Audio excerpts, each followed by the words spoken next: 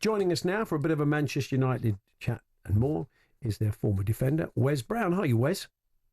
How you doing, lads? You okay? Yeah, we're not good, so thanks. bad. You're playing a bit of charity golf today. I see Joe Hart, Danny Mills, Neil Mellor, Marlon Harewood. That's a few. You having a good day so far? Yeah, we're just about to tee off in 5 minutes, but it's been excellent up till now, yeah. Fantastic. Are you a decent player, Wes? I get called Ginger Woods, but I'm not that good, so there you go. Who's the bandit there then? Who's claiming to be rubbish? It's an absolute bandit. Yeah. Okay. He's being very modest. Hello, Marlon. You're all right. But So, looking forward to it. Yeah. Danny Mills a decent golfer, do we know? Yeah, I think he is. I think there's a few. I think Joe's good. I think we've got David Mays, very good. Lee Martin, very good. Wow. I think I'm possibly the worst. The Mays is over there. There's Lee. Oh, right. So, Okay. Yeah.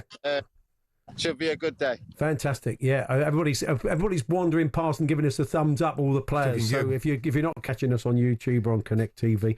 Wes, interesting times at Manchester United, to say the least. There's a few stories today about Cunha, Matheus Cunha wanting to come to the club. That would be a good signing. I saw one of the papers comparing it to a sort of, because he's got a bit of attitude and he has plenty to say and he likes to break the occasional pair of glasses on a coach. They're saying it could be shades of Cantona about him. Oh, that's steady. Yeah. Yeah, I think he's done very well for Wolves. You know, one of their better players. Very, can create stuff himself. He's got that individual personality. I think we've seen that with the games he played against us, really, especially the away game. I think it was in December. But, I mean, he's the sort of player, like you said, on that pitch, he's got personality. And I think, we're missing that sort of character there at the moment. There's a lot. I mean, there's going to be a fair few ins and outs, you would think. He's going to want to start building a team more or less in his image. We're going to see some changes, aren't we? But, I mean, Cunha would be a great signing because in many people's eyes, it's a huge club, of course, and they will be back. But it wouldn't be your number one destination at the moment. But it seems like he's very keen to go to United. I think it's always good when a player would like to come as well. I think that shows good character. But Manchester United is a massive club, and he probably wants to move on now and try and do better things at bigger clubs. And I mean, like I said, I've watched him this season. I think he's been excellent at times. You do say he has a little bit of personality off the pitch as well. But I always think, with the best players, that does happen. But as long as he's doing it on the pitch, I think he would be a good signing for us. Like you said, I do think there will be a few players that leave as well. It's a bit like Spurs, though. If you can win the Europa League and get into the Champions League, the whole transfer window looks different, doesn't it? I mean, different types of players and more money to spend. So it's a pretty key period, this next period, for Amorim and United, I think. It's the main period. I mean, listen, as you know, the Premier League season's gone horrible, terrible. Not good enough whatsoever. We can still win the bigger games, but if you're not consistent over the season, that's where you end up in the Premier League. And we have one let out, and that's in Europe. So these two games next week are going to be absolutely massive. And like you said, it potentially sort of tells you where you can and can't go in the transfer market at the end of the season. You do wonder, after what happened the other night, whether it's one of those nights where you felt a team their name was on the cup, or the way Manchester United came back. I mean, they've got a long way. They've got a long way to go. They've got a tough semi-final against who are a team desperate to go and play the final in their own stadium. But it was a completely nuts game, wasn't it? Yeah, emotions all over. Luckily, I stayed, so I was okay. That's good. Yeah, but it's one of them. I mean, when they get to 10 man, you think you should start dictating play. They get a boost, they score 2, and then you don't know what's happening. We score a penalty, then you sort of got that feeling that you're going to win again. But you just, is it going to be possible?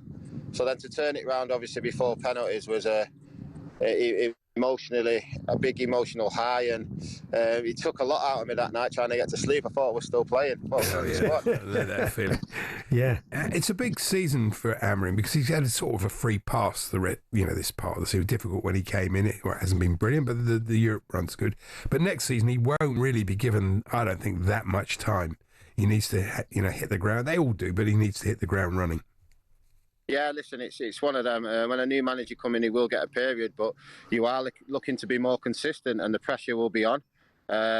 and you just hope that there's a squad there, there's a team there that are really focused and trying to win games, consistently. And I mean, it's a part that we've not really been good at this season. We've played well in parts of the game. We've never really, controlled games and won in a sort of confident way. 2-3 games on a run. I wonder if they will try and persevere with Hojlund. I mean, nothing's run. We saw that one the other day. There was a bit of a feeling maybe he could have thrown himself a bit more and got on the end of that one that came across. But that's just been pretty indicative of his luck at times this season, isn't it? Really, it's whether they cut their losses or keep working with him. No, listen, he's had a difficult time and it's been hard, and probably one of the hardest jobs, especially being at Man United as well. He's not really had any support in the sense that, anyone experienced with him as well. But listen, he's young, and hopefully he gains a lot from this season. But I do hope my main priority would be a striker to try and help him using that way. We need to do more as a team. But he was actually becoming very consistent as well. He was probably our main threat along with Bruno, and you can just see as soon as he sort of got injured, how much we missed him, and we didn't sort of have that threat anymore going forward. Yeah, they've been linked with a keeper today. City are also interested, apparently. Diogo Costa, the Porto goalkeeper. They're saying £64 million release clause. You could bring him in cheaper than that. You think goalkeeper is a priority as well? You think a change might be needed there? You'd love me to say yes, but I want to say no. Okay. No, listen, Onana, he's made some big mistakes this season, and I completely get it. And again, he's been at fault for many important games. And it's a position where you'd like to be consistent. It's as simple as that. And he has to get better. But I don't think at any point that's the case with the goalkeeping position. But yeah, I mean, listen, he's a good keeper. And again, if you cut the mistakes out, I think you're fine. But I mean, that's what football's about. You have to cut them out. Has he been a bit exposed by that defence at times? That's not helped? No, I mean, listen, we're letting a lot of goals, especially at Old Trafford. Too many goals. If you look at our goal difference this year, it's not been good enough. It's not been good enough in most areas. There's been one or two great individuals, but we have to tighten things up. If you want to start challenging for cups and leagues, you have to tighten up. You have to be... not just the defence, but the whole team has to be more consistent. Where you are today, Formby Golf Course, that's where the Liverpool players were when they found out they'd won the title last time during the pandemic. So it wasn't crowds there, of course. It looks like, I mean, unless Spurs suddenly turn it on at the weekend, looks like they're going to get it done at the weekend. I just thought, I know it's going to be difficult for you as a United man, but Virgil van Dijk's had an incredible season, and just a centre-half's appreciation of just how good a player he is. Yeah, no, it's not. I can say that's no problem. He's a great defender, and you can see how important he is in the team.